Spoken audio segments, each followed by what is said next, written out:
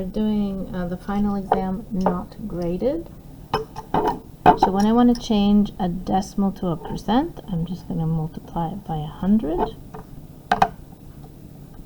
So it's 0.4572 times 100. And that's equal to 45.72%. Now if I have a percent, I want to change it to the decimal, I just do the opposite. I divide by 100. Okay, so I'd go 35 divided by 100, and that's 0.35. If you forget, you can just go 35 and then hit the percent sign, which is above the bracket sign. See, and you'll see a little percent sign. Oh, there, changes it. Same thing. Change the fraction to a percent. So I can just go, okay, half. Now I get my decimal, so that's equal to 0.5, and that's a decimal. So if I want a decimal to a percent, I just multiply it by 100. So I take 0.5 times 100, 50. And that makes sense because half is 50%. Okay? So they're giving me two numbers and I have to find the third number. That's the triangle method. So this is the whole, and it always has the word of. This is the percent, but you write it as a decimal, and this is the part. So what do we have here?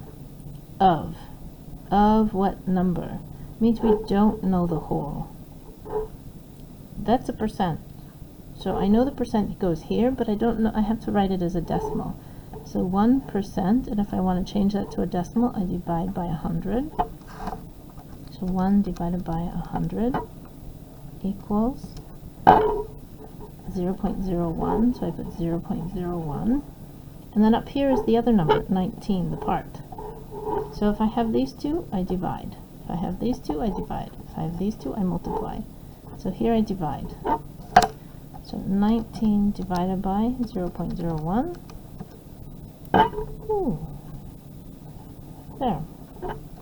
So that's, if I put this here, it's like saying I have a test that has almost 2,000 questions and I only got 19 of them correct.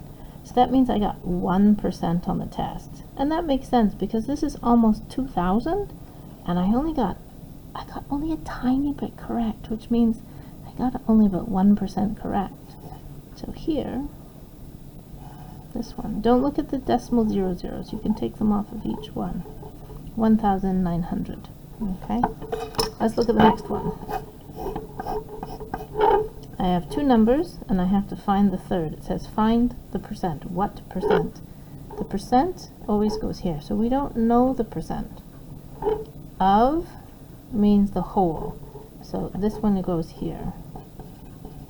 So this one must be the part. So when we have these two, we divide. So 915 divided by 1996, and that equals 0.45841. Blah, blah, blah, blah, blah. And look, you could round that to 46 and you'll find it here, but that's a trick.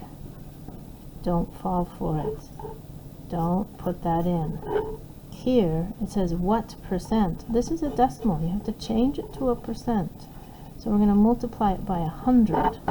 So this, we're going to go multiply by 100. And so that's equal to 45%, 0.84. And that one is small, so I'm just going to leave it 84%. There, that's the answer. So you're going to find the answer, and it's going to be there. But then you have to go, no, it says what percent? Change it to a percent. And there's the answer. Don't get tricked. Okay? Only 3 more. Okay. Enrollment in a business seminar, it's like a class, increased from 64 people to 78 people. Okay? What was the percent increase? Round to the nearest tenth. Tenth has 1 0. So we only have one number after the decimal. Okay. So the first thing that we'll want to do, when we see percent increase or percent decrease, we have to go, oh, that's the formula we have to use. But first, you just use curiosity. You don't have to use a formula at first. You just go, how much did that increase? So the amount of increase. Well, that's just 78 minus 64.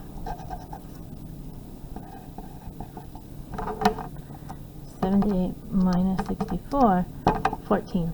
So it went up by 14. So the first year, I guess they had 64 people in the class, and now they have 14 more people and 78 people in the class.